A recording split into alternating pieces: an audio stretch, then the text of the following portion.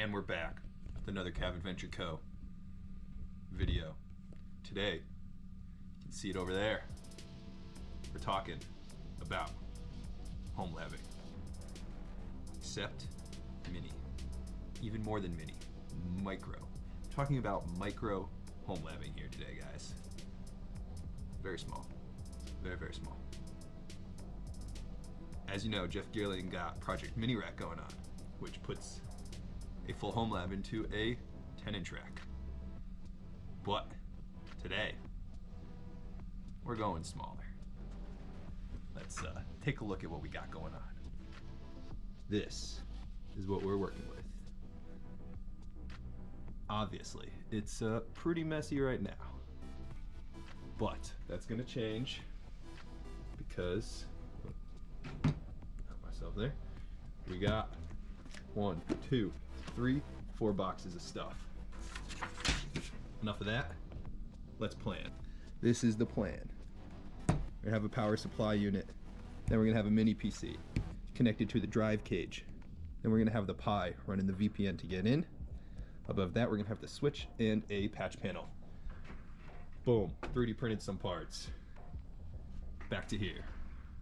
Super organized. Okay, so right now, I got this USB 500 watt charging station powering the mini PC, the Pi, and the switch. Problem with that is when you unplug, replug stuff from here, it renegotiates the voltages and does a handshakes because it's a smart charger, and that interrupts your power. Obviously not a great thing. So what we are switching to is a full power supply unit. This is the cage. Grabbing our ruler, you can get the dimensions. All right, I believe it's I'll post the dimensions below, but I basically bought the aluminum extrusion, cut the aluminum extrusion, which is pretty easy to cut if you didn't know, and 3D printed shelves from Designs to hold the various things. We got a Pi and an Argon case. We got a GM K-Tech G3 mini PC with 2 SSDs just externally connected there. And then we have the power supply unit. The power supply unit replaced the wall warts and stuff, and I thought it was gonna work, but I already explained that problem. Here we have a cable, a 12-volt cable. So this cable actually has the chip in there, which tells the power supply unit how much voltage to do. After that, we just have the switch one, which the switch one is 5 volts, and then this is the Pi one's also 5 volts. Okay, moving on to the Pi, or sorry, not the Pi, moving on to the rack. We got, you know, just basic aluminum extrusion, brackets, feet down there. Overall, I cut the pieces a little not even. When you're cutting metal, I guess you got to be pretty exact, so it has a little bit of wobble. I might remake it at some point, but not too bad. And instead of buying something like the Geek Pi one, this one is I don't know, I really like the narrow and tall form factor of what I'm gonna call the micro rack, because we already got mini racks.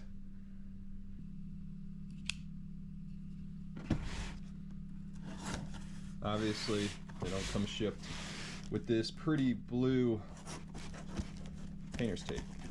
I transported them and wanted the boxes to stay closed. First thing we got is this. This is a M.2 to SATA adapter. This is the Rytop, and according to AI, Grok, they are pretty reliable as long as you get the ones based on the AM something chip. Should be in here. Test static. Yes. Anyways.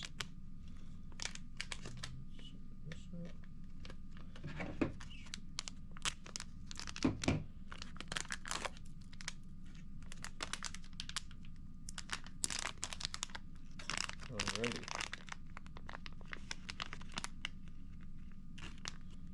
Here we are. So that is going to go into our M.2 slot on our mini PC. These cables are going to connect to your drives.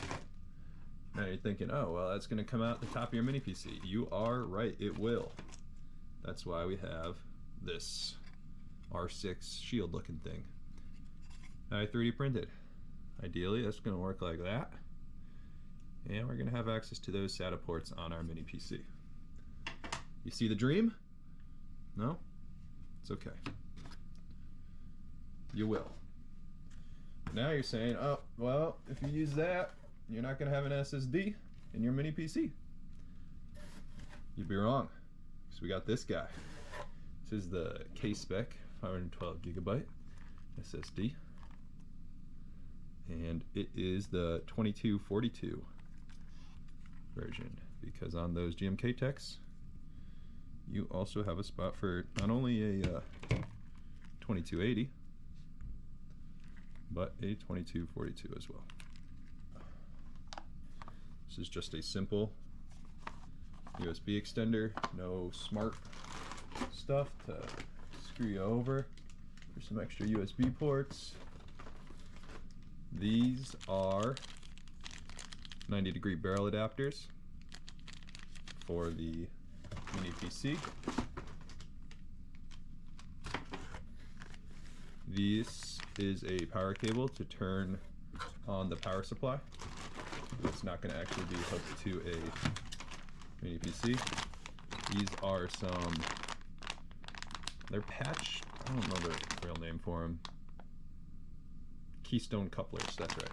So they go with the patch panel, they go in these slots, and then you have basically pass-through Ethernet ports.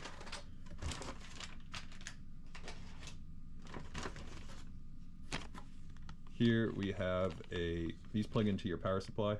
They look pretty good quality. Shout out CJR, not sponsored. But they do look good quality. Haven't tested yet. They got a USB port. That's gonna go with this. And gonna give us some extra USB ports off our power supply. And this is going to go into that 90 degree adapter and power the mini PC. Some patch cables.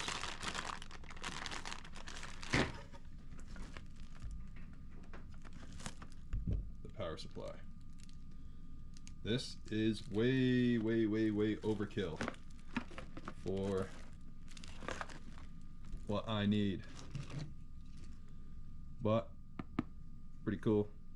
Efficiency rating, not that I'll really even be probably up there, but eventually I want to upgrade to a full-on mini PC, and I figured buy once cry once for the power supply. Total, we got the power supply unit, cords to power mini PC,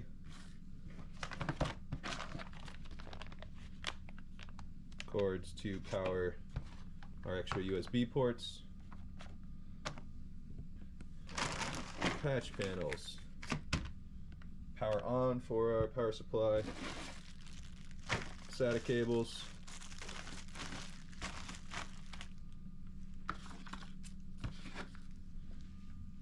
there, and our M.2s, both our SSD and our SATA extenders. We have the wonderful Icy Dock drive cage. I'm not actually sure it's wonderful. All this stuff I bought, and obviously I've not tested yet, but it had good reviews. That's why I went with it.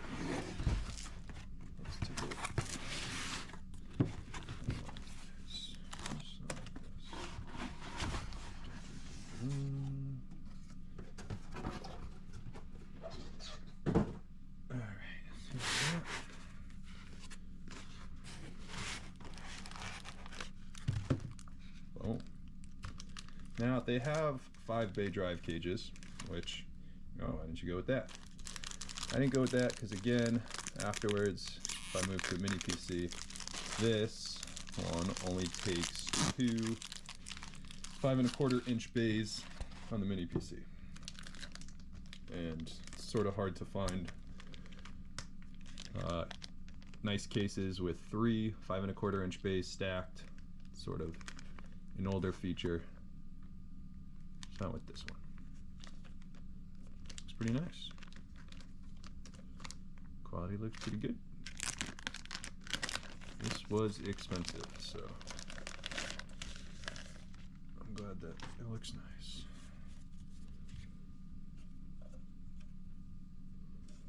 Nice work.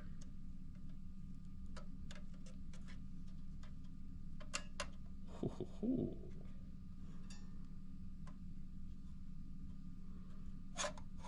Ho, ho, ho. Look at that.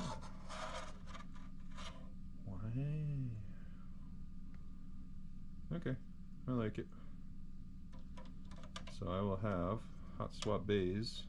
Let me go back in there. On my mini PC NAS. So just like that. Those line up. Goes in. Oh. Okay, I like it. We got our SATA ports out there. Boom. Now for the bread and butter of this build. What did we decide to go with? Obviously we only got 3 drive bays, so we went with 2 drives. What you got? There she is.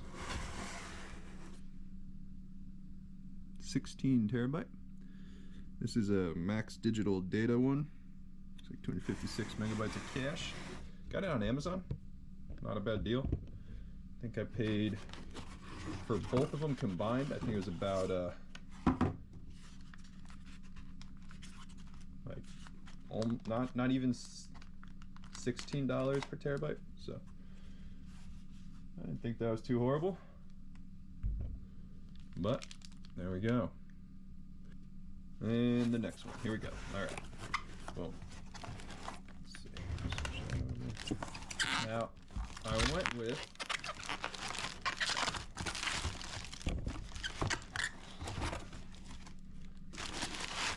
with two different drives. Not sizes, but companies. One I went with was Max Digital Data. They were a little bit cheaper. And then both these drives are refurbished on Amazon, by the way. And one came in like a server parts deals box, so I'm sure they just get them from there. But I could find them on Amazon, honestly, for cheaper than server parts deals or server part deals, whatever it is. But anyways, went with 2 separate ones because hopefully they die at different times. They're going to be in a RAID array, so the data will be somewhat protected. I'm gonna just keep it in there for now. But this is a 16 terabyte Exos X16. The other one was a Max Digital Data. So I got 2 16 terabytes. The goal is to get them into OMV and use a RAID 1 array with BTRFS, and I should have 16 terabytes. Here we go.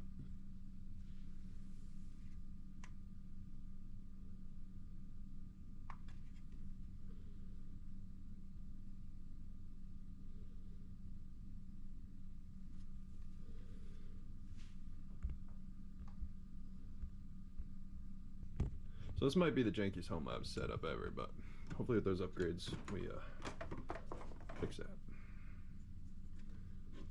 There we go.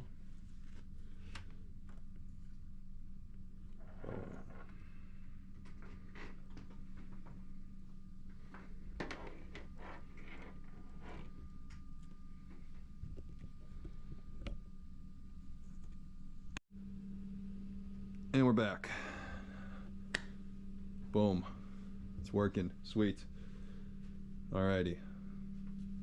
3D printed parts over there. Micro rack here. Let's go. Begin the disassembly process. Hold that switch. F5. And PC. Go back. And that comes off here. Easy access to mouse. Back there. One there. Just a long cable. Outside. Double. Power cable. One needed. And there's the cable. There. This works. Alright, so initially I wanted power supply, drive cage like that, and then actually I probably said mini PC under this like that, and these on top. That's initially how I wanted it. Now I didn't bother checking because I wanted this drive cage, and I can always just swap this, this, this, and this and make it wider. But does not fit. So if I want to not modify the aluminum extrusion, I can fit it in like this. Alright, so for cloning, we're going to install both SSDs in there.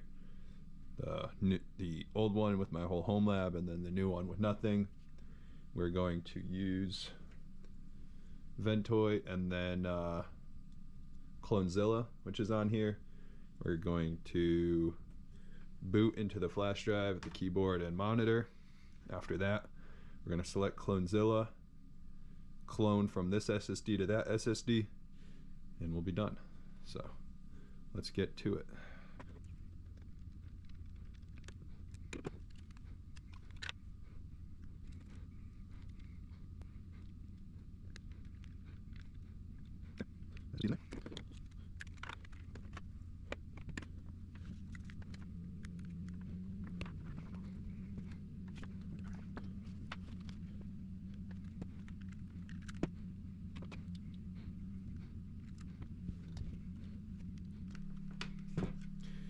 Okay, so I got both SSDs in there.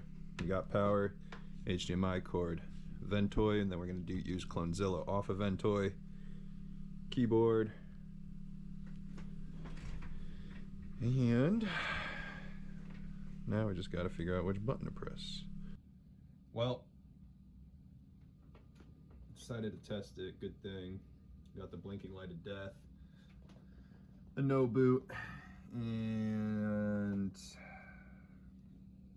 that is our problem. We are doing an NVMe drive, and this is a, while it fits, it's a 2242 M.2 slot. It is for SATA SSDs. So I'm gonna have to return it and have to get a SATA SSD 2242, put it in there. That is an unfortunate delay in progress.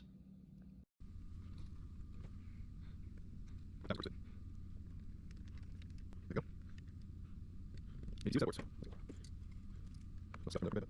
Okay. Oh. Alright, let's set that a little bit. And then I got 5. I'm gonna grab some. You go.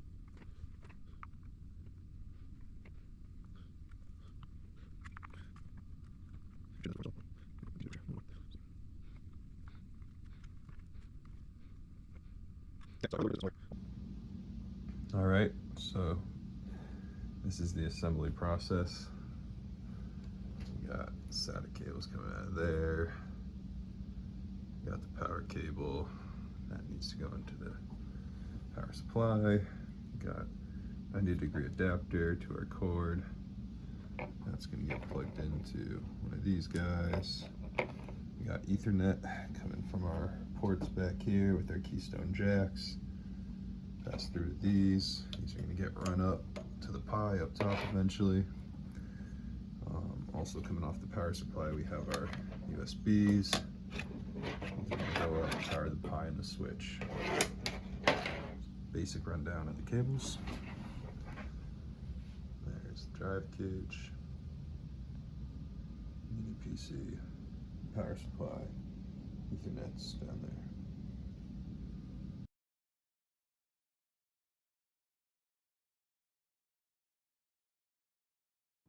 And we're back. So I just wanted to say thank you guys for watching. It's a little bit late here tonight, so bear with me, but I want to get this video out, and I'm going to throw up some pics of the finished product. I really like how it came out. I'll also work on updating the video description with a bunch of affiliate links for the different parts on Amazon. I'm going to post all the files on Thingiverse at some point. I just got to get around to it, so anybody can use or modify them as they like. I'm going to throw my Venmo in the description if you would like to tip me. Totally not necessary. And if you want another video about what I'm running in it and how I have it set up, I'll gladly do that, work on that, getting that out. The 2-second version is its Proxmox OMV BTRFS RAID 1 array, and then in a separate VM running Cockpit, just basic Linux, Cockpit, Podman, and Podman containers. So that's the 2-second version, rundown of that. And anyways, without further ado, here are the pictures of the completed product. Thanks for watching.